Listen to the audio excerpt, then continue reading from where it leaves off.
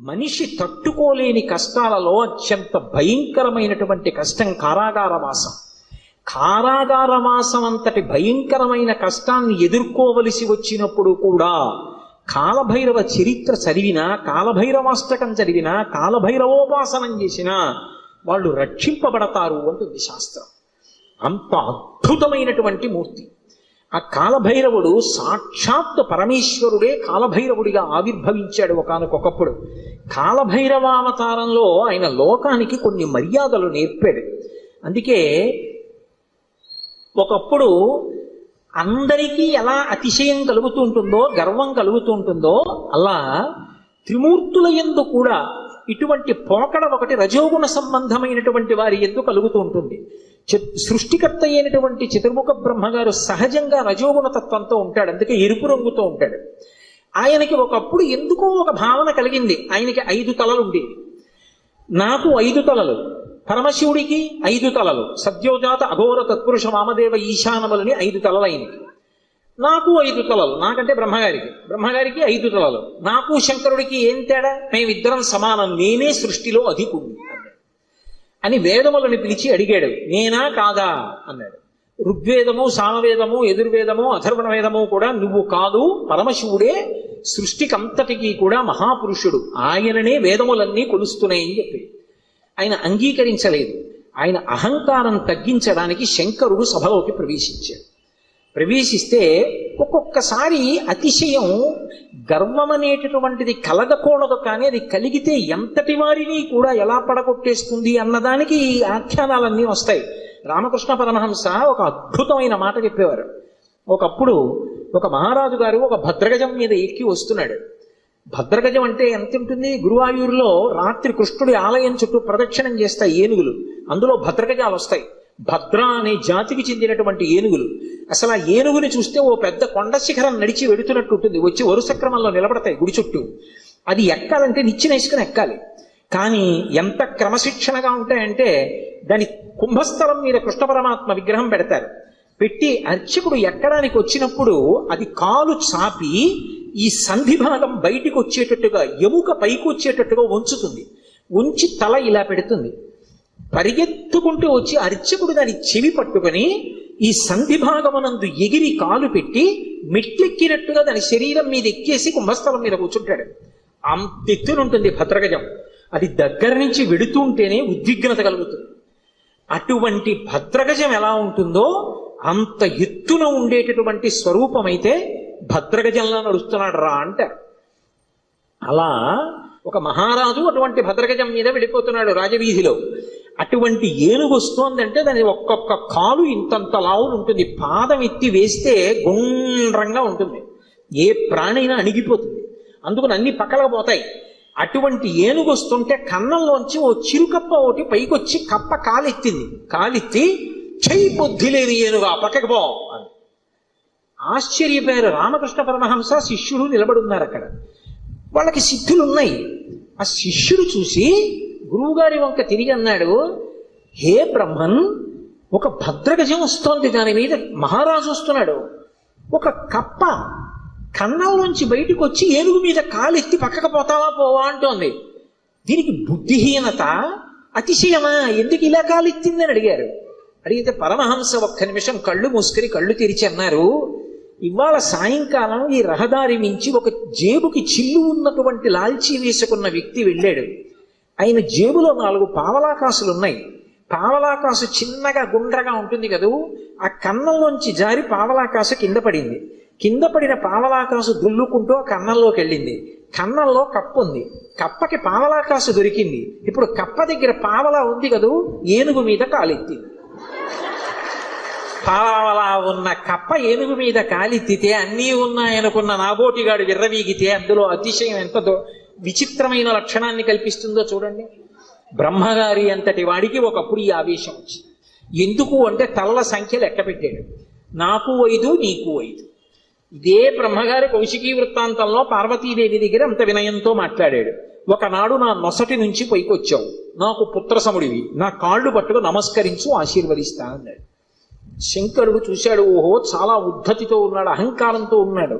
నాకు 5 తలలు, తనకు 5 తలలు అనుకుంటున్నాడు. కానీ నా 5 తలల వెనక ఒక తత్వం ఉంది.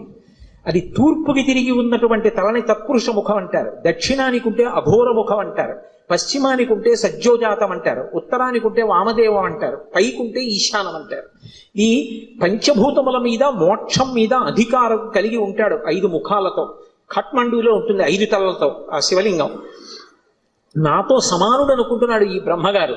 ఆయన బ్రహ్మమస్తకావళి నిబద్ధతే నమ శివాయ అని పేరు. ఈ సృష్టి అంతా కూడా కల్పాంతం అయిపోయినప్పుడు బ్రహ్మగారు పడిపోతాడు. పడిపోతే చూస్తాట శంకరుడు, అయ్యో పాపం, మొట్టమొదట పుట్టాడు అందరికన్నా, వేదములు ఇచ్చి సృష్టి చెయ్యమన్నాను, ఈయన కూడా బొత్తిగా ఇలా శ్మశానంలో పడిపోతే ఏం బాగుంటుంది, ఈయనకు మంచి స్థానం ఇద్దామని చెప్పి ఆ పుర్రి తీసి ఓ తడపలో గుచ్చుకుని మెళ్ళో వేసుకుంటాడు. ఆయనకి చేతకాక కాదు, ఓ బంగారం గొలుసు చేయించి ఇచ్చేవాళ్ళు లేక కాదు, బ్రహ్మగారిని గౌరవించడానికి ఓ పుర్రేసుకున్నాడు. ఇలా ఎంతమంది బ్రహ్మలు విడిపోయారో ఆ పుర్రెలమాల పెద్ద మాల అయింది. పునుకల పేరు కంఠమున భూరి భుజంగము భూషణంబుగా అనయము భస్మధారణము ఎద్రి నివాసము మేరు విల్లుగా అనుగుగ దంతి జన్మమును హస్తమునందు కపాల చోళముల్ పడిబడిదల్తు శంకరు కృపావర రూపమును ఆశ్రయించదన్నంటారు. ఇప్పుడు అంతమంది బ్రహ్మల యొక్క పునుకలు ఆయన మెడలో హారంగా ఉంటాయి, అందుకేసుకుంటాడు పుర్రెలమాల. అరే, ఈ బ్రహ్మకి అతిశయం కలిగిందని తనలోంచి ఒక ప్రాణిని ఉత్పన్నం చేశాడు. భృంగి యొక్క అంశ, భృంగి యొక్క అవతారం వచ్చినటువంటి వాడు. ఒక్కసారి పరమశివుని అంశతోటే భైరవుడు ఉత్పన్నమయ్యాడు. ఆ భైరవుడు ముమ్మూర్తుల పరమశివుడు ఎలాగే ఉంటాడో అలాగే ఉంటాడు. ఆయన వస్తూనే ఆ బ్రహ్మగారి యొక్క పైన ఉన్నటువంటి తలకాయని పెద్ద యుద్ధం చేయలేదు, ఇలా గిల్లేశాడంతే. లోకంలో చూడండి ఒక మాట అంటారు, అదే అలా గిల్లేస్తున్నాయిట్రా అంటారు. అన్నిటికన్నా తేలిక ఏమిటంటే గిల్లేయడం. అలా వెళ్ళిపోతే ఇలా గిల్లేసాడు అనుకోండి, తీయిపోతుంది అంతే. అది బాగా బలం ఉన్నవాడు ఏం చేస్తాడు, గిల్లుతూ ఉంటాడు. గిల్లి గజ్జాలు ఎట్టుకుంటాడు రా అంటారు. అందుకే గిల్లేయడం అంటే అంత తేలిక. యువతల వాడికి బలం ఎక్కువ ఉంటే బలం తక్కువ ఉన్నవాడిని గిల్లేస్తాడు. అందుకే బ్రహ్మగారి 5వ తలకాయని కష్టపడి తొలగతోశారం లేదు, గిల్లీశారంటారు. శంకరాచార్యులు వారు సౌందర్యలహరిలో కూడా అలాగే రాశారు, అంత అందంగానూ రచన చేశారు. మృణాళీ మృద్వీనాం తవ భుజలతానాం చతసృణాం చతుర్భిః సౌందర్యం సరసిజ భవస్తౌతి వదనైః నకేభ్యః సంత్రస్సన్ ప్రథమమథనాదం దకరిపోః చతుర్ణాం శీర్షాణాం సమమభయ హస్తార్పణధియా అన్నారు. శంకరులకు శంకరులే చెల్లు. అహంకరించాడని కాలభైరవుడు ఓ తలకాయ గిల్లేశాడు. ఏమండి, ఇప్పుడు నేను ఇలా పట్టుకుని ఇలా గిల్లేశాను అనుకోండి, ఆ మిగిలిన పువ్వు ఏమనుకుంటుంది, దాన్ని ఒకదాన్ని గిల్లేండి నా జోలికి రాడనుకుంటుందా? ఏమో ఇలా అన్నవాడు మళ్ళీ ఇలా అంటే అది ఉడికిపోతే మళ్ళీ వచ్చేస్తుందేమో చెయ్యని. ఇప్పుడు ఇలా అన్నవాడు మళ్ళీ ఇంకోటి ఇలా అంటే 3 ఉంటాయి ఇంకా. అందుకని ఆయన ఏం చేశాడంటేట, బ్రహ్మగారు ఒక తలకాయ గిల్లేయగానే ఇంకా 4 తలకాయలు మిగిలాయి. అమ్మవారి వంక చూశాట. అమ్మవారు 4 చేతులతో ఉంటుంది కదా. అమ్మా, నేను తామర పువ్వులోంచి పుట్టాను, నీ చేతులు తామర పువ్వుల్లో ఉంటాయి, కాబట్టి మన ఇద్దరికీ ఓ బంధుత్వం ఉంది. అమ్మా, నా 4 తలకాయలు రామర పువ్వుల్లాంటి నీ చేతుల కింద పెడతాను, కాపాడమ్మా అని 4 తలకాయలు గబగబా పట్టుకెళ్ళి అమ్మవారు 4 చేతుల కింద పెట్టేటప్పటికి మళ్ళీ గిల్లుదామని చూశాడు. పైన అమ్మవారి చెయ్యి ఉంది, నవ్వి ఊరుకున్నాడు. అలా అమ్మా, నీ చేతులు పెట్టుండకపోతే బ్రహ్మగారి తలకాయలు ఉండేవో ఉండకపోవు. ఏమో గిల్లేసిన వాడు ఓటే గిల్లుతాడని నమ్మకం. కాబట్టి నకేభ్యః సంత్రస్సన్ గోటితో గిల్లేశాడంతే. కాలభైరవుడంతే అంతటి ప్రచండ శక్తి స్వరూపం. కాశీఖండంలో ఆయన గురించి ఒక అద్భుతమైనటువంటి విశేషం చెప్తారు.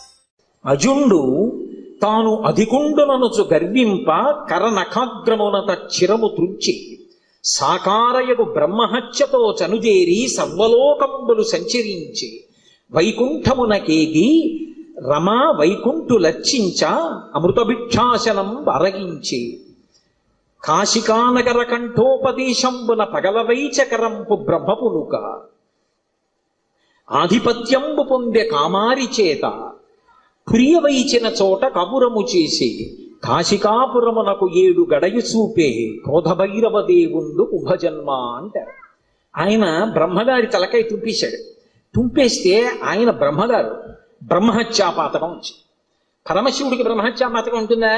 ఆయన విధికి నిషేధానికి అతీతుడు. కానీ లోకంలో శివుడే చేశాడు కదా, మేమెందుకు చెయ్యకూడదని రేపు పొద్దున్న తెలియక జనులు బ్రహ్మహత్యా దోషం చేస్తే కట్టి కుడిపేస్తుంది.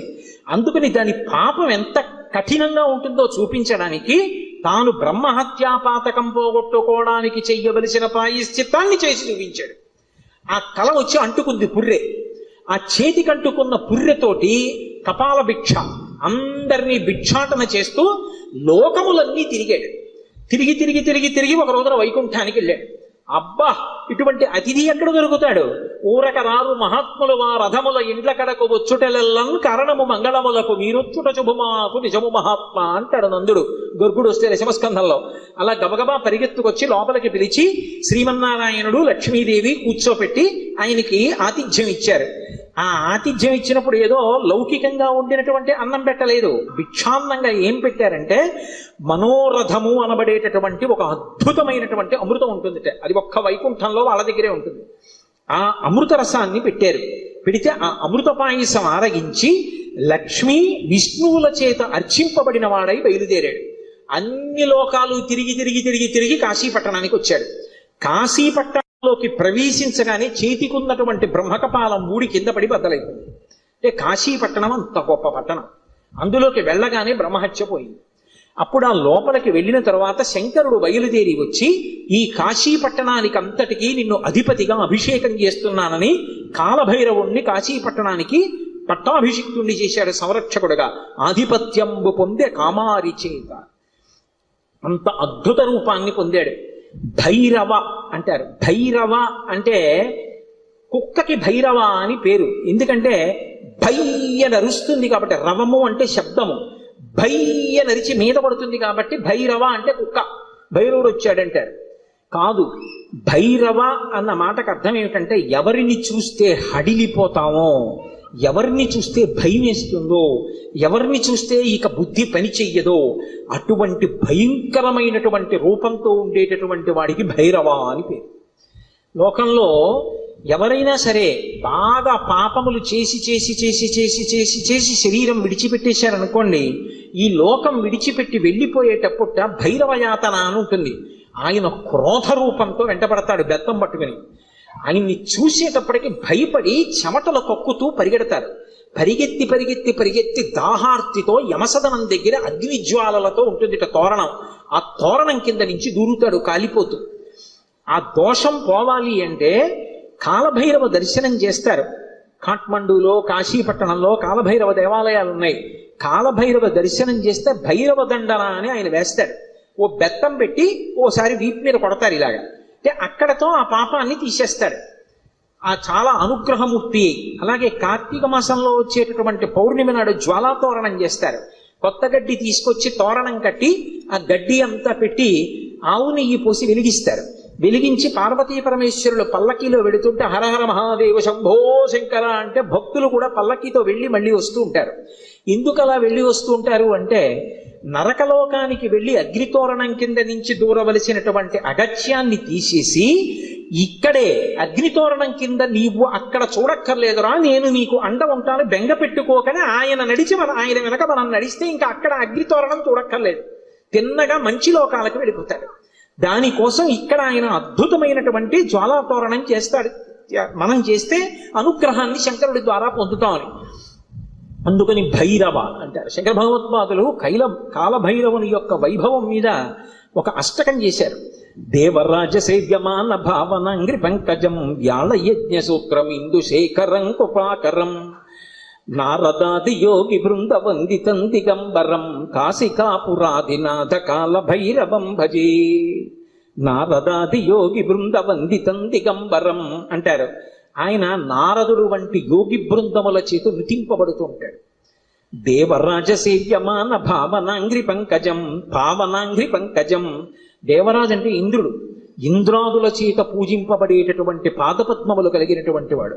వ్యాళయజ్ఞ సూత్రం ఇందు శేఖరం కృపాకరం.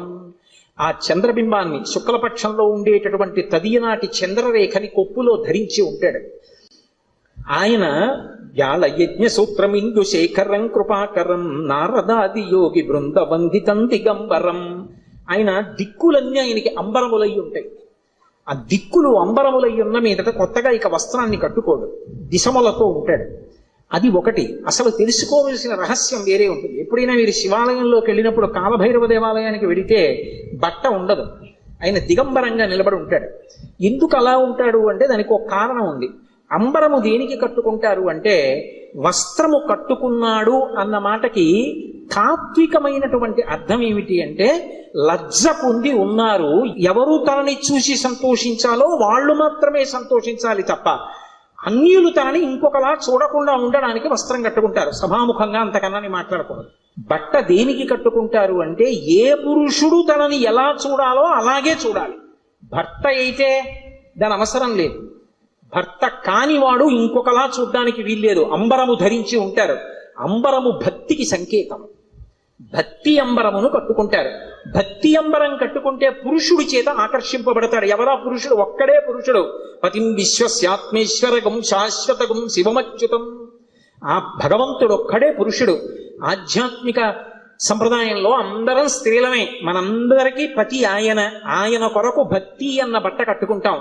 అసలు పరమేశ్వరుడు ఎవరి కోసం కట్టుకోవాలి? ఎవరి పట్ల భక్తితో ఉండాలైనా? ఆయన ఎవరిని పొందాలైనా? ఆయన పొందడానికి ఇంకెవరు లేరు, అందరూ ఆయన్ని పొందుతారు. అందుకే ఆయన బట్ట కట్టుకోడంటే భక్తి అన్న నంబరం ఆయన కట్టుకోక్కర్లేదు. అందుకు దిగంబరుడు. ఆ దిగంబర అన్న మాటను అలా అర్థం చేసుకోవాలి. అందుకే యోగి సంప్రదాయంలో ఈ దిగంబర అన్న మాట మీకు కనపడుతూ ఉంటుంది. కాబట్టి నారదాది యోగి బృంద వందితం దిగంబరం కాశికాపురాధినాథ కాలభైరవం భజే. అటువంటి కాలభైరవుణ్ణి నేను భజిస్తున్నాను. భానుకోటి భాస్వరం భవాబ్ది తారకం ప్రభుం నీలకంఠమీప్సితార్థదాయకం త్రిలోచనం కాలకాలమంబుజక్షమక్షశూలమక్షరం కాశికాపురాధినాథ కాలభైరవం భజే. ఇప్పుడు నేను అష్టకం అంతా ఎక్కడ చెప్పను. భానుకోటి భాస్వరం, కోటి మంది సూర్యులు ఉదయిస్తే ఎలా ఉంటుందో ఆయన కాంతి అలా ఉంటుంది. భవాబ్ది తారకం ప్రభుం, సంసారం అనే సముద్రాన్ని దాటించేస్తాడు ఆయన పాదాలు పట్టుకుంటే. నీలకంఠమీప్సితార్థదాయకం త్రిలోచనం, నీలకంఠుడై హలాహల భక్షణం చేసినటువంటి శంకరుడై లోకములను అనుగ్రహించగలిగిన వాడై భక్తజనుల యొక్క ఈప్సితములను తీర్చగలిగిన వాడై ఉంటాడు. నీలకంఠమీప్సితార్థదాయకం త్రిలోచనం కాలకాలమంబుజక్షమక్షశూలమక్షరం, చేతిలో అక్షమాల పట్టుకుని జ్ఞానాన్ని ఇవ్వగలిగిన వాడై ఉంటాడు. అందుకే అక్షమాల అంటే ధ్యాన స్థితిని కటాక్షిస్తాడు. పుస్తకాలు చదవడం గొప్ప కాదు, ధ్యానం చేయగలిగి ఉండాలి. ఆ మనస్సు చెప్పినప్పుడు మాట వినాలి. పిలవగానే మనసు వెనక్కొచ్చి ఎవరిని చూడమంటున్నానో వాళ్ళని చూడాలి.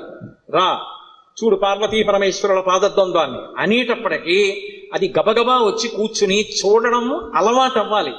మనసు ఎలా వినాలి అంటే కుక్క మాట విన్నట్టుగా వినడం, ఎద్దు మాట విన్నట్టుగా వినడం మనసుకి రావాలి.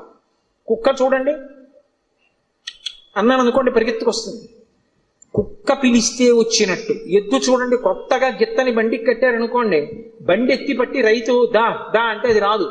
బలవంతంగా తీసుకొచ్చి కాడి మెడ మీద పెట్టారనుకోండి తోసేస్తుంది, అటుపోతుంది ఇటుపోతుంది. 4 మాటలు అలవాటు చేసి కొట్టి దుక్కి దున్నించి చేశాడనుకోండి, ఆ తర్వాత రైతు ఇక ఎద్దు దగ్గరికి వెళ్ళడు. వచ్చి ఆ బండి కాడి పట్టుకుని ఇలా పైకి ఎత్తి పట్టుకుంటాడు. ఇలా ఎత్తి పట్టుకుని ఆ 2 కాడి ఇలా సమానంగా వస్తుంది అంటాడు. 2 ఎద్దులు నిద్రపోతున్నవి లేచి ఒళ్ళు విరుచుకొచ్చి మెడ పెట్టేస్తాయి. పిలవలేదు ఆయన ఏమి దా అని కూడా అనలేదు, అంటే చాలు 2 ఎద్దులు వచ్చాయి. అలా అన్నంత మాత్రం చేతనే ఎద్దులు వచ్చేస్తుంటే సాధన చేత మనసు వెనక్కి రావడం రావద్దు, రావాలి. అలా వచ్చేటట్టు చెయ్యగలిగిన వాడు, సాధనా బలాన్ని అనుగ్రహించగలిగిన వాడు కాలభైరవుడు. కాలస్వరూపంతో ఉంటాడు. అందుకే కాలకాలమంబుజక్షమక్షశూలమక్షరం కాశికాపురాధినాథ కాలభైరవం భజేత్. అందుకే కాలభైరవష్టానికి ఫలశ్రుతి చెప్తూ కాలభైరవాష్టకం పఠంతి ఏ మనోహరం జ్ఞానముక్తి సాధనం విచిత్ర పుణ్యవర్ధనం శోకమోహ దైన్యలోభ కోపతాపనాశనం తే ప్రయాంతి కాలభైరవంగ్రి సన్నిధిం ధ్రువం అంటారు.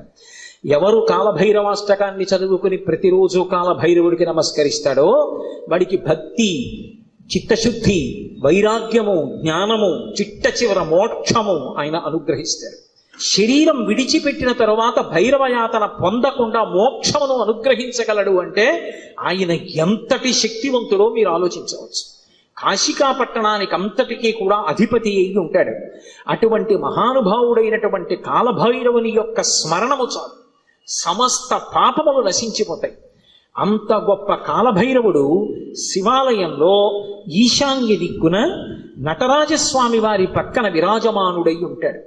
అలాగే శంకరుడి పరివారంలో ఎప్పుడూ విడిచిపెట్టనటువంటి వారు సర్పములు ఆయన్ని ఎప్పుడు విడిచిపెట్టవు. ఏదో అలా అనడమే కానండి, నిజంగా ఆయన పరివారం అద్భుతమైన పరివారం. సాయంకాలం అయ్యేటప్పటికి కవచం పెట్టేస్తారు. కవచం పెట్టారు అంటే ఇలా పాము పట్టి ఉంటుంది. మీరు చూసి ఉంటారు, కొన్ని చోట్ల శివాలయాల్లో శివలింగం మీద పడగ పట్టి ఉంటుంది. ఆ నైమిషారణ్యంలో అయితే ఒక అద్భుతమైనటువంటి శివాలయం ఉంది. ఆ శివాలయం యొక్క పానవట్టం మీద ఒక పాము పడుకుని ఉంటుంది. అది పడుకుని ఉన్నట్టుగా చిత్రీకరింపబడి ఉంటుంది. అద్భుతమైనటువంటి శివాలయం. అవన్నీ మీకు చూపిస్తారు. అక్కడే కొంచెం దూరం వెళితే రుద్రావర్తము అని గోమతి నది లోపల ధర్మరాజు గారు ప్రతిష్ఠ చేశాడు శివలింగాన్ని. సుడి ఏమీ కనపడదు, మీకు నీరు తిరగదు, కానీ ఇలా నీరు వెళ్ళిపోతూ ఉంటుంది. దాని ముందు కానీ వెనక కానీ మీరు మారేడాకేస్తే పైనుంచి తేలి వెళ్ళిపోతుంది. శివలింగం లోపలున్న చోటుకొచ్చి మారేడు దళం వేస్తే నిలువుగా లోపలికి వెళ్ళిపోతుంది. మీరు 100 జామకాయలు జామ పళ్ళు తీసుకెళ్లి అందులో వేయండి, మీరు ఏమీ అడగకపోతే ఒక్క కాయ పైకి రాదు, నిలువుగా వరుస క్రమంలో లోపలికి వెళ్ళిపోతాయి. స్వామి ప్రసాదం ఇవ్వండి అని పైకి అడిగారు అనుకోండి, అన్ని పళ్ళు లోపలికి వెళ్ళిపోయి ఒక్క పండు పైకి వస్తుంది.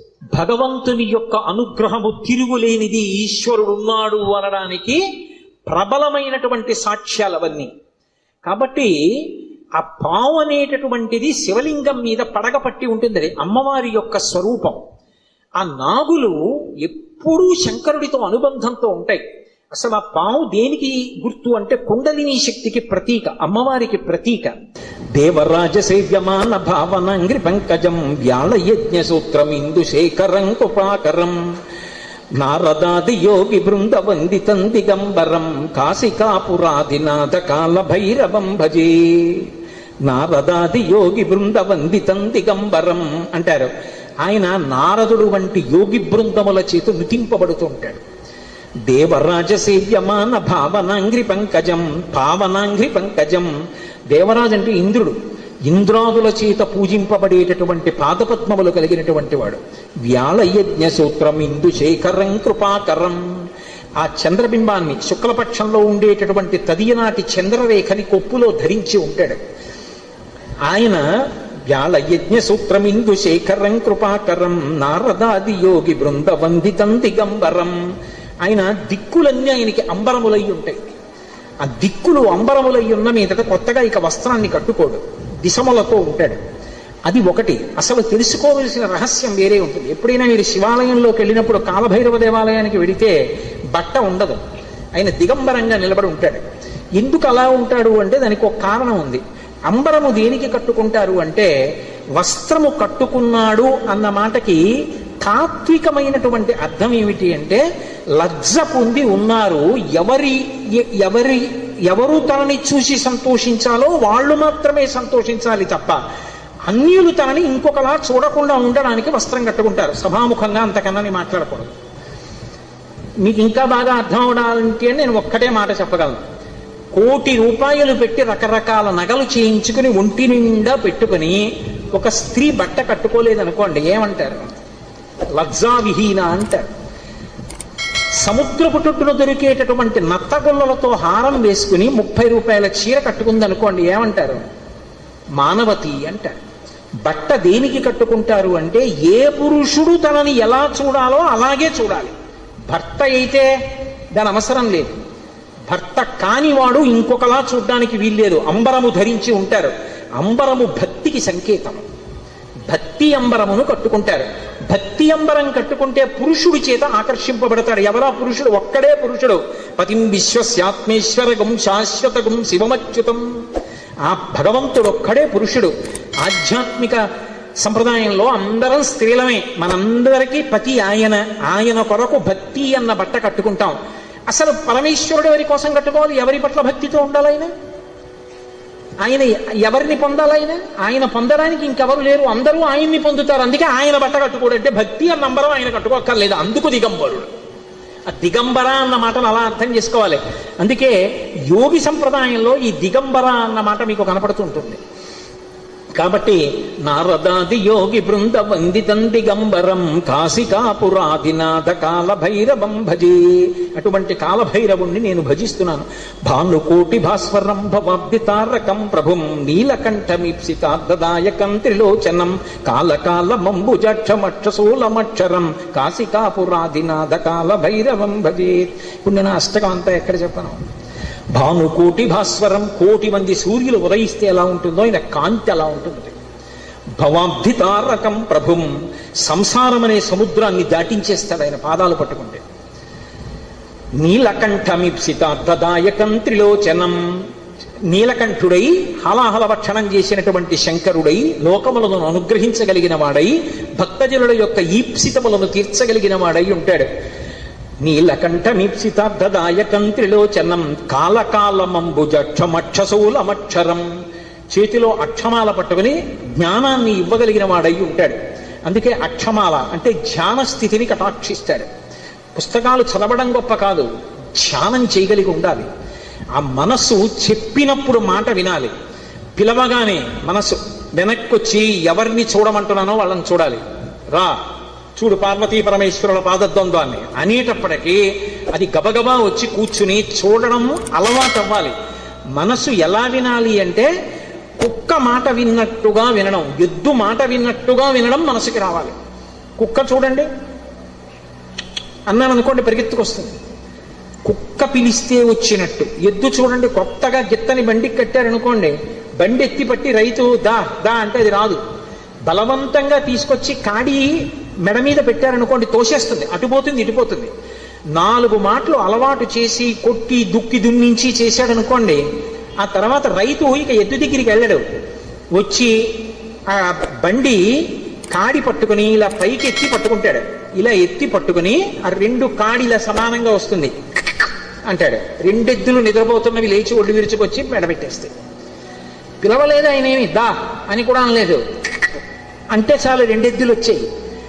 అలా అన్నంత మాత్రం చేతనే ఎద్దులు వచ్చేస్తూ ఉంటే సాధన చేత మనసు వెనక్కి రావద్దు, రావాలి.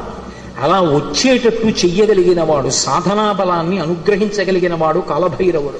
కాలస్వరూపంతో ఉంటాడు. అందుకే కాలకాలమంబుజక్షమక్షశూలమక్షరం కాశికాపురాధినాథ కాలభైరవం భజేత్. అందుకే కాలభైరవష్టానికి ఫలశ్రుతి చెప్తూ కాలభైరమాష్టకం పఠంతి ఏ మనోహరం జ్ఞానముక్తి సాధనం విచిత్రపుణ్యవర్ధనం శోకమోహ దైన్యలోభకోపతాపనాశనం తే ప్రయాంతి కాలభైరవంగ్రి సన్నిధిం ధ్రువం అంటారు. ఎవరు కాలభైరవాష్టకాన్ని చదువుకుని ప్రతిరోజు కాలభైరవుడికి నమస్కరిస్తాడో వాడికి భక్తి, చిత్తశుద్ధి, వైరాగ్యము, జ్ఞానము, చిట్ట చివర మోక్షము ఆయన అనుగ్రహిస్తాడు. ప్రత్యేకించి మార్గశీర్ష మాసం, చతుర్దశి, అష్టమి, మంగళవారం, ఆదివారం ఇటువంటివి కాలభైరవుడి గురించి వినడానికి అత్యుత్తమమైనటువంటి రోజులు.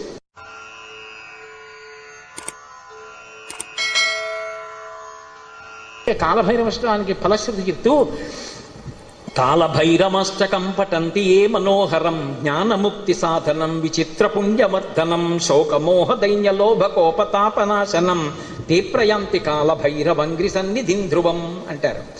ఎవరు కాలభైరవాష్టకాన్ని చదువుకుని ప్రతిరోజు కాలభైరవుడికి నమస్కరిస్తాడో వాడికి భక్తి, చిత్తశుద్ధి, వైరాగ్యము, జ్ఞానము, చిట్ట చివర మోక్షము ఆయన అనుగ్రహిస్తాడు. ప్రత్యేకించి మార్గశీర్ష మాసం, చతుర్దశి, అష్టమి, మంగళవారం, ఆదివారం ఇటువంటివి కాలభైరవుడి గురించి వినడానికి అత్యుత్తమమైనటువంటి రోజులు. కారాగారవాసం లాంటి ఆపదని కూడా తప్పిస్తాడు. శరీరం విడిచిపెట్టిన తరువాత భైరవయాతన పొందకుండా మోక్షమును అనుగ్రహించగలడు అంటే ఆయన ఎంతటి శక్తివంతుడో మీరు ఆలోచించవచ్చు. కాశికా పట్టణానికి అంతటికీ కూడా అధిపతి అయి ఉంటాడు. అటువంటి మహానుభావుడైనటువంటి కాలభైరవుని యొక్క స్మరణ